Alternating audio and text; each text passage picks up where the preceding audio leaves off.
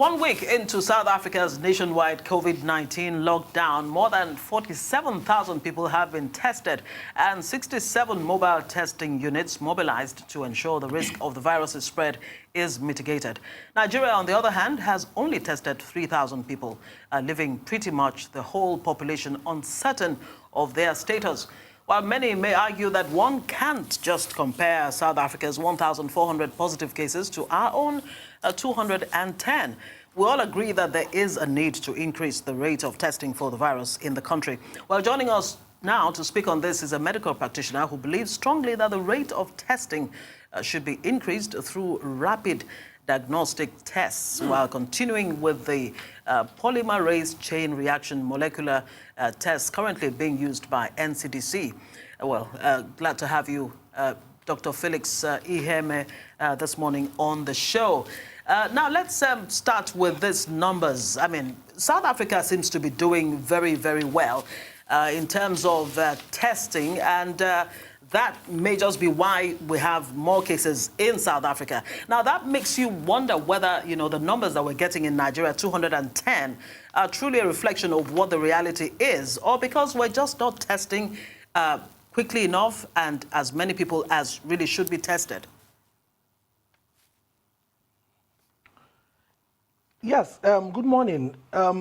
I definitely do not think those values, the 210 cases that NCDC, the National Center for Disease Control, has told us, I do not quite agree that that is a representative of the number of cases that are down with COVID-19 here in Nigeria. Now, especially with this fear of community spread, we have been talking about before now, the issue has been the cases coming, we talked about returnees from countries that are bedeviled with COVID-19 being the issue. But now the cases are already with us. And the fact still remains, the level of awareness still remains poor as far as the majority of Nigerians are concerned. So with the issue of community spread, people going into places and not enough tests are being done, one can be sure that those values we are having may actually grossly be underreported. Dr. Felix, you've mentioned there, and also in our introduction, we said that you are definitely in support of rapid diagnostics tests. And I wanted to ask you whether or not you thought that that would be a feasible plan for Nigeria. We've spoken extensively to the Lagos State Health Commissioner, Professor Akin Abayomi, and almost each time he has advised against the use of rapid tests because he said that they are not accurate. What do you say to that? Do you believe that they are also as inaccurate as 70%? Or do you think, as was said in the introduction, that Nigerians should be using rapid tests? No, I think Nigeria should use rapid tests with all respect to the authorities who are in charge of testing and management of COVID-19. Rapid diagnosis tests, as far as we know, a lot of them have sensitivities of close to 87.1%, and then specificities of over 90%, and what we call negative predictive values of close to 99%. So now, I think the argument basically has to do with issues of validation. Many of them have not been validated, but that does not, when you're talking about rapid diagnosis tests, you are making a general statement on rapid diagnosis. I think I should take an exception to that because probably in China, they have actually gone a step ahead in validating some of the rapid diagnosis tests that they have used in the population. I'm sure that was part of the reason why there was a lot of, a lot of tests were done over a short period of time. A lot of cases were discovered over a short period of time. Now, because first and foremost, I agree with the fact that, most of the PCR, polymerase chain reaction based tests, definitely the gold standard in making such diagnosis, not just of COVID-19, but many other diseases, virus, because essentially it is focusing on the DNA, separating, blowing up and separating and identifying that the protein, the DNA that characterizes that particular sickness. Of course, we are sure it's foolproof, it's a gold standard, and definitely is bereft of problems. And then, quite unlike what happens in RDTs, rapid diagnosis tests, okay, where basically we are looking at issues that have to do with antigen antibody, and so on, mutation and everything. But the fact still remains, a time comes whereby, because we are looking at the PCR-based test, which are the gold standards, may not be able to meet up with the increasing rate of spread. We are talking about only 3,000 tests done so far, and I think the last time the last message we are getting from NCDC was pointing at, okay, they are targeting 1,200 tests daily. How possible that's going to be for those of us who are in the medical industry? We know how difficult it is for most of these PCR tests. I mean, for us to actually look at such numbers and then getting turnaround times as fast as possible. Now, we are talking about tests that have specificities. Yes, we agree, RDTs are not perfect. They are not the gold standard. But the fact is, because we are faced with an emergency in our hands, a crisis in our hands, we just have to use whatever we can. Now, if some of them, not all, have taken, the manufacturers, based on the guidelines WHO gave, and in environments they find themselves, like in China, I think I have a report here where you have some of those RDTs have been validated. They were validation basically has to do with how effective, how efficacious those test kits may look like, may turn out to be when you compare them to the gold standard. In this case, we're talking about the PCR-based test. Now, I have a study that was conducted in 3 hospitals, whereby one of those kits, which the Chinese authorities used, was actually found to have specificities of close to over 98%, sensitivity of over 87%, and then what we call the negative predictive value of about 99%. Now, and these are things that were done in 350 patients, over a period of time in 3 hospitals. And then this comparison was made with the dual standard and PCR, and they found out that it was able to pick up those percentages we mixed. Now, why do we now have to rubbish? Because we are looking at, if you do not increase your capacity for testing, by employing the things that are easy to access, affordable, and able to help you do as many people as possible, you run the risk of a lot of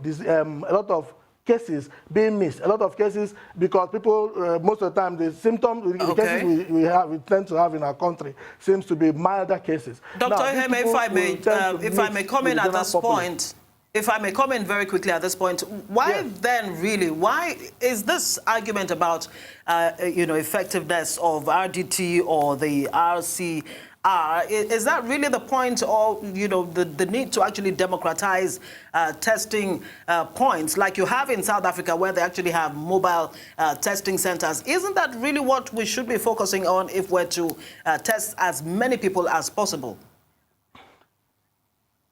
That is what we are saying. Now, because we are thinking that these RDTs, especially the ones that have been validated, if they are made available to many more points, many more people, more diagnosis may be made. Yes, notwithstanding the issues that have to do with sensitivity and specificity. Now, the good news about it is that, we talked about the negative predictive value of over 99%, close to 100. Now, it tells you it will contribute a lot to the system. What do I mean? Now, for instance, let's assume we are talking about 200 million people. At the rate of 3,000 done in 2 months. I mean, only God knows how long it's going to take us to do 200 million people. Now, but if we're able to avail ourselves of those ones that have been validated according to WHO guidelines and approved by FDA and the Chinese export, that's their own version of our NAFDAC. I mean, after proper validation studies have been done, like I quoted earlier in February 2020. I'm sure if those things are made available to all and sundry, to many more points. Now, even if we are worried about the false false positives. How about the false negative? How about the negative results, which they are able to pick up? I think that if we're able to even remove those negative tests, and then probably we're talking about a population of over 200 million plus. Now, let's assume, let's look at figures now. You're able to remove 100 million from that critical mass. You have another 100 million, which you have succeeded at least removing the burden you are supposed otherwise going to place on NCDC and the system. Where they are talking about the PCR. And then some of them, once they are validated, some of them can actually, we actually know that some of them can still go and go a step further to confirm. In fact, it is known that where there are 2 or more consistent test results that these RDTs show, can actually still go ahead to be used, can be accepted as a form of confirmatory. Now, like what we are saying is that if these patients know their status, all right, let's say, for instance, those negative, the ones that are negative, which the RDTs are able to show that they are negative. Moreover, they are very cheap, they are affordable, and they are easy to learn. All right, they're easy to. It's not something you don't need to be a medical professional to learn how to use them. Now, you're able to take a decision for yourself.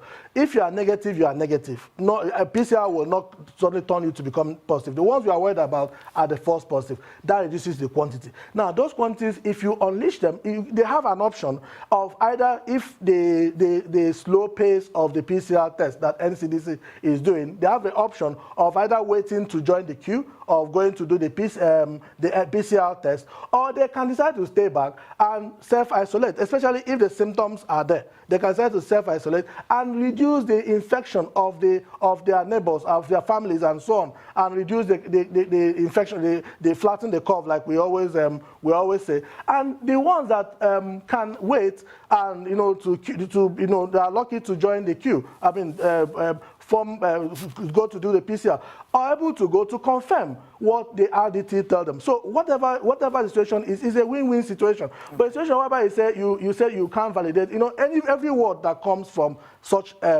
table carries a lot of weight. Now, when you now say you have not actually gone out of your way to confirm whether some have been validated, whether some are being used, whether some actually, you just make a sweeping statement. Okay. It has a negative effect. A lot of people now run the risk of not even believing, not even, Dr. Iheme, we'll put you on hold and come back and explore some of the points you're making about the, handling this COVID-19 situation in Nigeria. Do stay with us.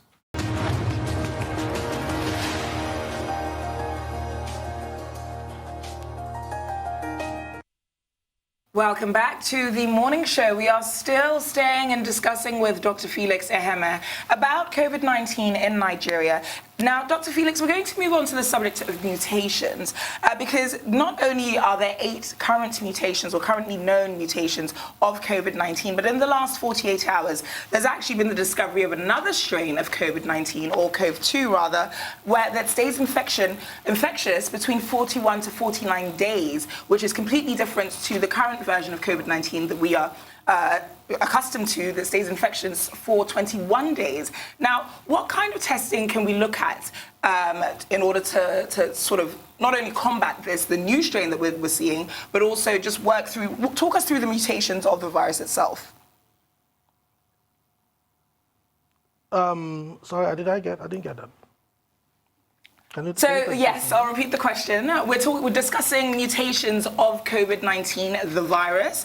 There are currently 8 known strains of COVID-19. And I said in the last 48 hours, there's been the discovery of a new highly infectious version or strain of COV2, which stays infectious for between 41 to 49 days, which is different to the current version of COVID-19 that stays infectious for up to 21 days. Now, I'm asking you if there is a difference in testing that you are proposing, and also to walk us through these mutations. Okay, very good. Viral mutations are not unusual. Basically, that's as far as what we know in medicine.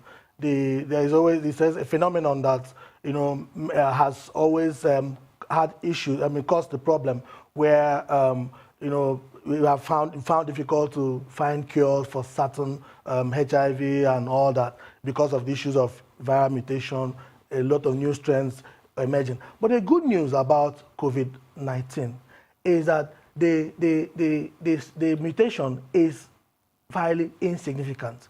Now we're talking about 2, we're talking about a few as the case may be. You cannot be talking about where you have 1,000,001 strains. Now it still puts us in a safe place. Now in the sense that even when we have developed even when the RDT, the kit is available, all right, now the deviation will not be much. Like we said, what we usually look at is it's more of the IgM, the antibodies, responding to the antigen. Now, these antigens, whatever the variation, the problem usually comes when the strains are many. Now, but if you are looking at a few strains, the deviations, as far as the antigenic properties are concerned, are not much. So basically, the RDT is still well equipped. It's still well ready, still well positioned to handle even these new strains that have been located. Now, like what we said, they still share the same antigenic properties. All right. Now, the antibodies, the IgM, IgG we are looking at, is still well able to recognize these antigenic properties and still tell you whether it's positive or negative. Like we said, these are studies that have been carried out variously in China. These are studies that even because it has been shown that the specificity is much, the sensitivity is also much. You see a situation whereby other countries, the Western countries, are also keen into it. I was made to understand about a few days ago that France ordered for about 6 million kits. Now, if they think that there is issues that have to do with the sensitivity and specificity, appropriateness, rather, of this kit towards this diagnosis, I'm not sure with all the technological resources at play, available to them, that they will actually want to give a second thought to using RDT. So I think it's something we need to explore. Even with all the deficiencies, even with all the imperfections, like we talked about now, I think it's something that the nation will very well want to explore. All right, especially because it's one of the key elements in containment. It's not just about quarantining. It's not about lockdown. It's not all about preventive practices we do. Thankfully, they are beautiful. They are all great practices. But another thing is diagnosis. As you diagnose with some level of certainty, it may not be 100%, some level of certainty, rule out the ones that don't have, the ones that, and then as much as possible, you now know what to do, because you have been equipped, you know as much as you can to be able to prevent community spread. So I think that's still the advantage the RDT kit will offer us, even in the face of new strengths that have been shown. Again, so if we a closer eye towards rapid diagnostic testing, if we look at the time frame, what makes it rapid? Because we know that the usual tests that are going on, they take between 4 to 6 hours. It's very invasive, mucus, or perhaps even your saliva, but definitely mucus from your lungs. Your saliva is tested, and it takes 4 to 6 hours to determine whether or not a patient is negative or positive. With rapid tests, how long would they take, and what is the process with them? They use blood, finger prick, all right, blood, all right. It's as short as 20 minutes, as the case may be, especially in the hands of the knife hand, all right. But basically, most of them as early as soon as 10 minutes, you are done with knowing what your status is. So, and most importantly, is the cost. That blood can be used to test COVID-19, that you can be diagnosed through blood tests? Yes. I know that basically, I know that PCR, the PCR-based test, focus more on using swabs and all that. All right. Here we also have the swab equivalent, but we are looking at the swabs will be much. Not only is it very cumbersome and all that. It gives you very good results. But now we're looking at the ones that will be a lot more easier, convenient for the patient. You know, just like something that somebody can easily pick, and which can, as much as possible, give you results within the shortest possible time. That's actually why the emphasis for the self-test, the home kit test, is on the blood test. But you also have the other varieties where they also look at using the swabs, which you also get from the throat and also the nasal secretions. All right. Now, educate us more on how, about how this COVID can actually spread, because we're hearing very, very troubling dimensions to this now from Johns Hopkins University in the US. And of course, the WHO now says everyone may actually need to wear masks, because just by talking or breathing, you can spread the virus, or you can contract it, as a matter of fact. And very, very importantly, how can we begin to flatten the curve of COVID-19? All right. Thank you very much. The spread is basically from respiratory droplets. All right. We are talking about sneezing, coughing, even talking sometimes, occasionally releases respiratory droplets. Then certain procedures that are done in the hospital environment, intubation and stuff, can also throw up those droplets. Basically, initially there was this information being peddled all over that the virus is airborne. But I think the Secretary General of the DG of the WHO, Theodore Adhanom, came out and disproved that fact, that no, they are actually not airborne. But now we know that these viruses are able to survive in certain environments. Not only do you get it directly from coughing, sneezing, and all whatnot. Now, we're also talking about where the viruses can also be found in certain surfaces, and they can survive over hours to days. We are looking at even things like in plastic surfaces, wood surfaces. It has been shown that the virus can exist for as long as over, I think, 48 hours on those surfaces. All right. Now, so it's important that as much as possible, whatever preventive measures that we have been doing, including the hand washing, social distancing, because we are looking at how long that sputum, the droplet travels. A lot of people have said, no, it cannot go beyond 1 meter or 3 feet. But some other studies also came out that it can actually travel as long as 29 meters. All right. So the essence of the whole thing is, if we can observe the little things we do, like we hear every day, hand washing, social distancing, and so on and so forth, not touching your face. Now, on the issue of the face mask has still not been shown to stop the virus.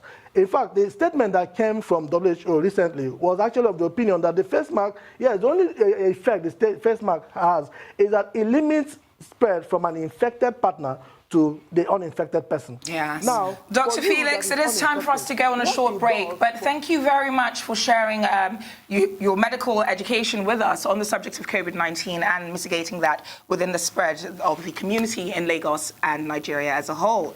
Thank you.